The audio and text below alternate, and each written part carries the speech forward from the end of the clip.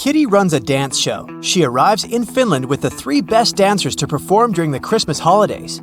On the first day of their trip, Kitty was found unconscious in the hotel room. Doctors claim that someone had poisoned her.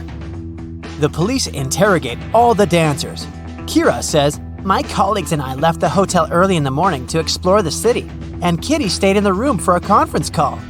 I had a date with my online boyfriend, Mikkel."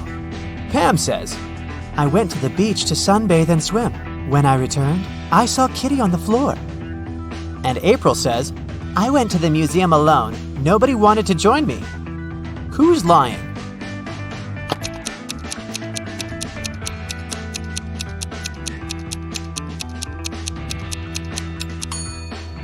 Pam. It's Christmas Eve, so it's too cold in Finland. She couldn't swim in the sea.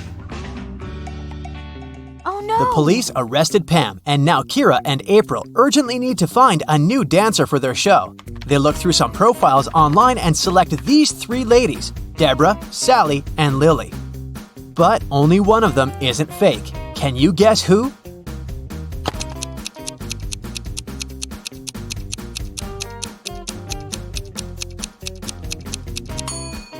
Deborah's profile looks good, but take a closer look at the shadow in her picture. Her head is photoshopped to a different person's body, therefore, she's fake. And according to the 3rd lady's birth date, she hasn't been born yet, so they should choose Sally. April, Kira, and Sally are performing in a music hall, but first, they go to the dressing room to prepare. Suddenly, the local security guard comes in and announces, "Stay where you are! We have to recheck all the luggage! There's a runaway criminal among the actors." Here's the luggage left by 4 guys who are playing Santas. Can you spot the criminal?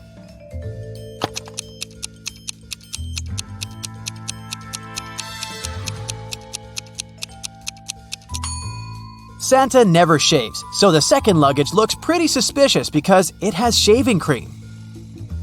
The remaining 3 Santas open the performance. They look absolutely identical in their costumes. After the show, they go backstage and take off their beards and hats to drink some coffee. This is Carl, Peter, and George. After the break, they put on the costumes again and go to the after party. Can you decide which one of them is Carl?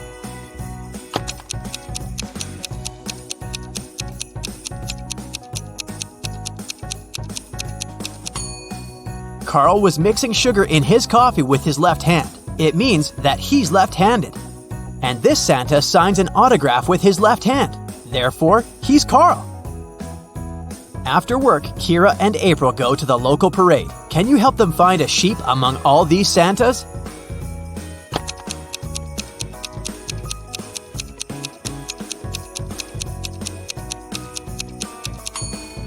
There it is. What about these reindeers? Can you see any bears among them?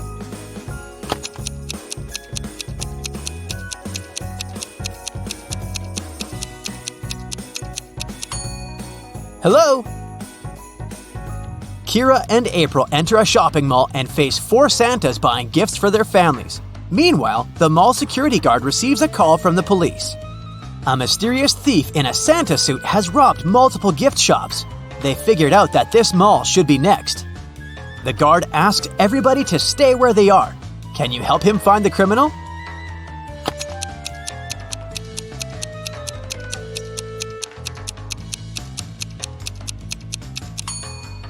It's the 3rd Santa. He's hiding a couple of crowbars in his bag.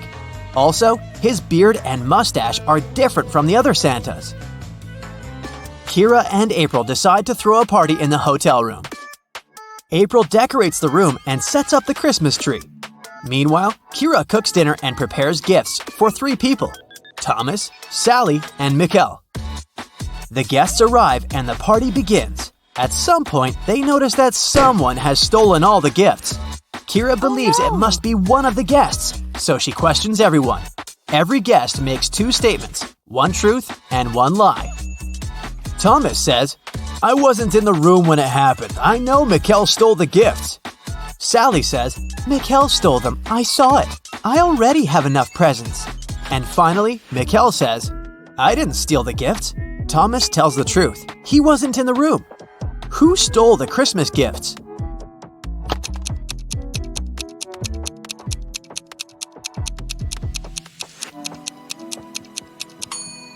If Thomas is the thief, both of his statements would have been false, and if Mikkel is the thief, then all of Thomas's statements would have been true. Therefore, Sally stole the gifts. Frank is staying in a hotel room next to Kira. The day before Christmas Eve, she knocks on his door to borrow some toothpaste. The door is open, and Frank is lying unconscious on the floor. Later that day, doctors figured out that he was poisoned. Kira questions 3 people. All of them are Frank's roommates. Jeff says, "Today I've had dinner with my girlfriend. I only saw Frank in the morning, and he was feeling great." Thomas says, "We had breakfast with Frank in his room this morning. He was in a great mood." And Ellie says, "I've just returned. I had to buy gifts for my family, so I've been shopping all day." Who poisoned Frank?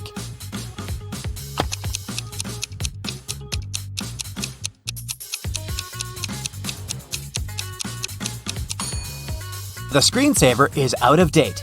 Frank left a hint with his enemy's name. It was Thomas. Kira, April, Mikkel, and Frank rent a cozy country house to celebrate Christmas. April bakes gingerbread men cookies and leaves them to cool down on the kitchen table. She hasn't applied the frosting yet. So, she asks the others to stay away from the cookies. April goes upstairs to change. In 10 minutes, she returns and sees that someone took a bit off every cookie. April gets furious. She asks the others, "What were you doing within the last 10 minutes?" Mikkel replies, "I was building a snowman outside. I have no idea what was going on in the house." Frank says, "I was decorating the Christmas tree with these balls." And Kira replies, "I was watching my favorite movie in the bedroom. It was so loud that I didn't hear anything." April already knows who's lying. What about you?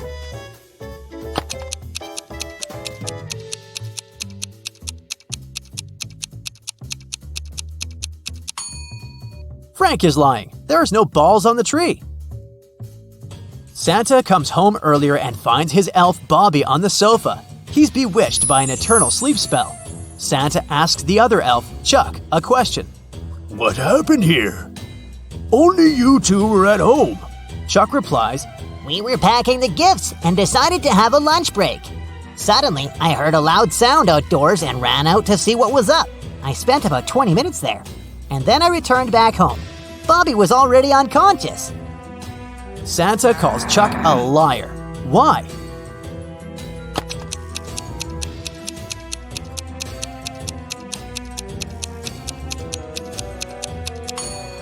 Chuck said he spent 20 minutes outdoors, but the coffee cups are still hot.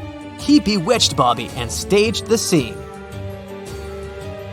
Kira comes home to her family's house. She's looking forward to eating the walnut cookies she bought at the airport, but she has to eat them outside because her mother is allergic to all types of nuts.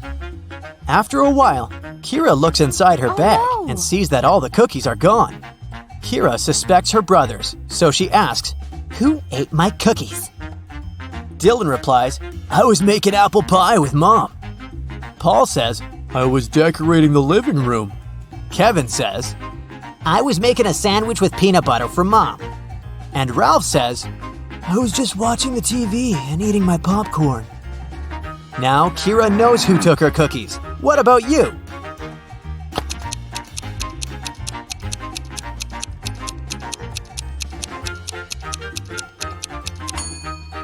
Kevin is lying. They have the same mother, and as we mentioned earlier, she's allergic to all nuts. During the family dinner, Dylan receives an email and begins to cry. Kira asks, "What's wrong?" Dylan replies, "I'm a beginner photographer, and I've sent my best picture to the photo contest. I was expecting to win the first prize, but they disqualified me. Can you figure out why just by looking at this picture?"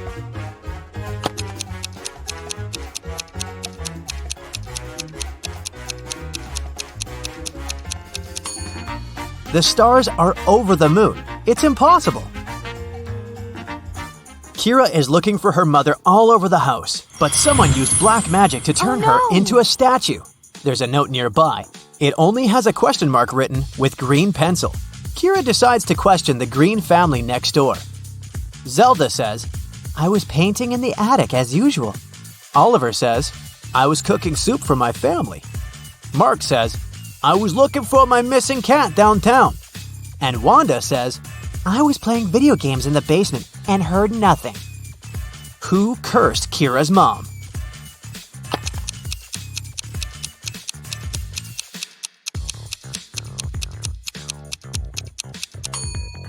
The clue literally says, "?green." Time to check your attention and logical thinking skills. Do you have an eye for detail? Then you'll make a great detective. One day, you go to a restaurant to get something to eat. But as soon as you enter, you hear loud, angry voices. A waitress and a visitor are arguing. You also ordered chicken wings and you have to pay for this dish. It's the waitress. The visitor looks tired and sleepy. But I didn't. I haven't been here longer than an hour. Yeah, I did doze off, but it doesn't mean I don't remember my order. You step in. You know very well that this man couldn't have ordered chicken wings, you say. How did you figure it out?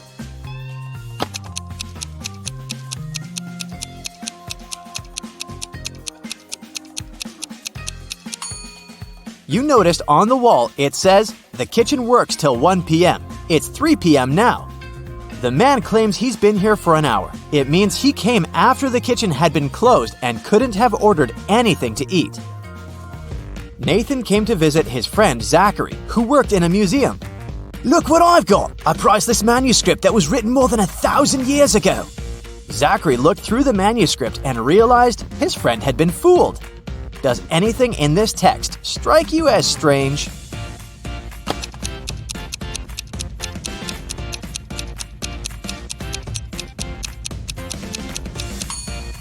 If we talked about the dates before the Common Era, they should be in reverse order. The original text would read, King Alfred V ruled the country from 1320 to 1290 BCE. A man called the police late at night.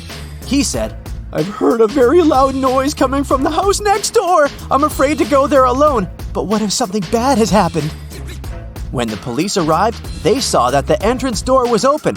They ran inside and found the house owner, Mr. Anderson, on the floor of his bedroom. He was tied and moaning in pain. He said he had been in bed reading a book, and then a man in a black mask broke into his room and hit him on the head. Then he tied Mr. Anderson, took all his money and other valuables, and disappeared. The police officers didn't believe the man. Why?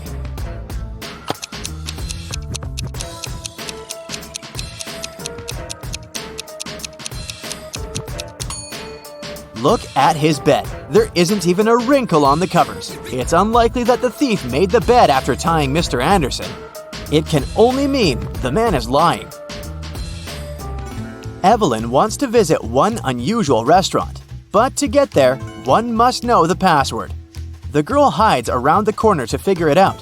She sees a man come up to the security guard. The guard says, 12. The man answers, 6, and is allowed to come in. Then a young woman approaches the security guard. He says, 6, and she answers, 3.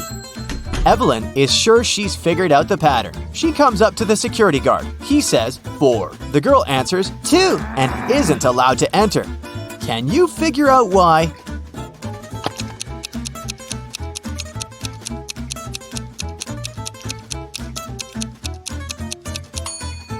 The password is always different. It's the number of letters in the word the security guard says. The word 4 has 4 letters. That's what Evelyn should have answered. A manager of the most luxurious sea resort in the area called the police. She said someone had stolen a set of very expensive monogrammed bed linen. 3 guests left the hotel that morning: Mr. Sam Taylor, Mrs. Amanda Martin, and Mr. Michael Smith. The police detained one of the guests and indeed found the bed linen in their suitcase. How did the detectives figure out who the thief was?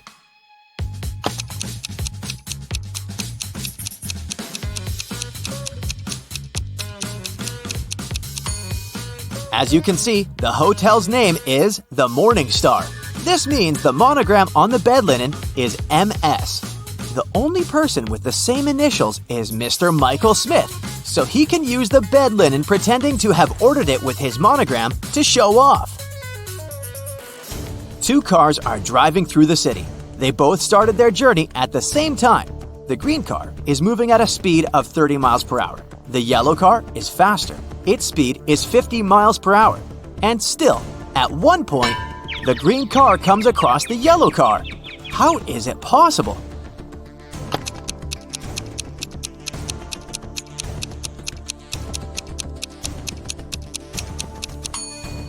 The cars are traveling in opposite directions. Aaron is a detective who has to work undercover at a luxurious resort. The police suspect that the hotel owners are involved in some shady deals. Aaron's task is to sneak into the manager's office and check his documents, but the door is locked, and there's a combination lock. Aaron has to figure out the password. The detective knows he needs to solve a math riddle, and the answer will be the code. As soon as he punches in the code, the door opens. What is the correct number?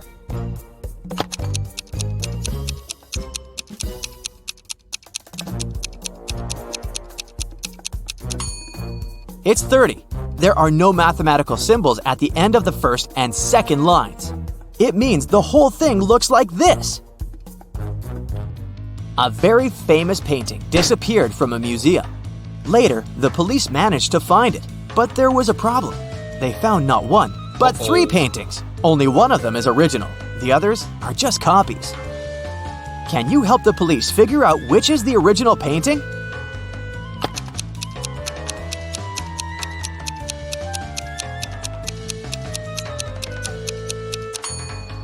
It's the one with the brown frame. Take a look. All frames in the museum are made in the same style. Now, you've got accepted to the best school of witchcraft and wizardry. One of the best classes you have to attend is about transforming into animals. There are 3 professors who teach this class. Each of them specializes in transforming into a certain animal. Look at your professors and try to figure out what kind of animal each of them turns into.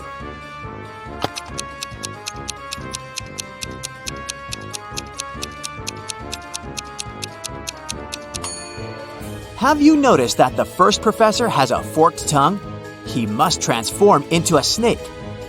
The second professor has a lion's tail. It must be the animal she transforms into. And the third professor has bear claws. He must turn into a grizzly bear. Maria was a princess and the heir to the throne. One day, an evil witch lured the girl into a magic forest. Maria got lost. Luckily, she had an enchanted pendant given to her by one of the king's magicians. It will help you find your way back home if you ever get lost, he said. Maria tapped the pendant, and 3 spirits appeared in front of her. The first spirit was an owl, the second was a butterfly, and the third spirit was a hawk. Unfortunately, only one of them knew the way back to the castle, and if Maria chose to follow the wrong spirit, she would find herself even further away from home. Can you help the princess pick the correct spirit animal?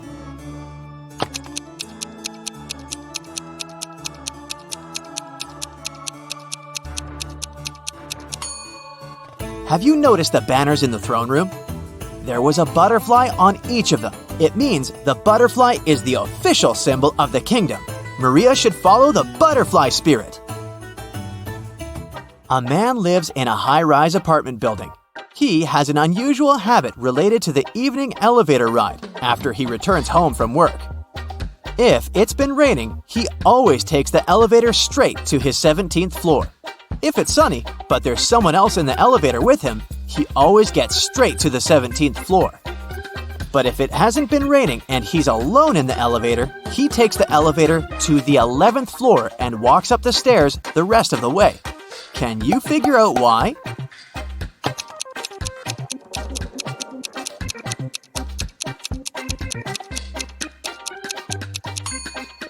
The man is very short. He can only reach the button for the 11th floor. If someone else is in the elevator, he asks them to press the button for his floor. And when it's rainy, he uses his umbrella to press the button. Johnny, a party clown, is carrying 3 pieces of gold. Each of these pieces weighs 2 pounds. While walking, the guy comes to a bridge. It has a sign saying the bridge can only hold a maximum of 180 pounds. Johnny weighs 176 pounds. Johnny reads the sign and still safely crosses the bridge with all the gold. How is it possible?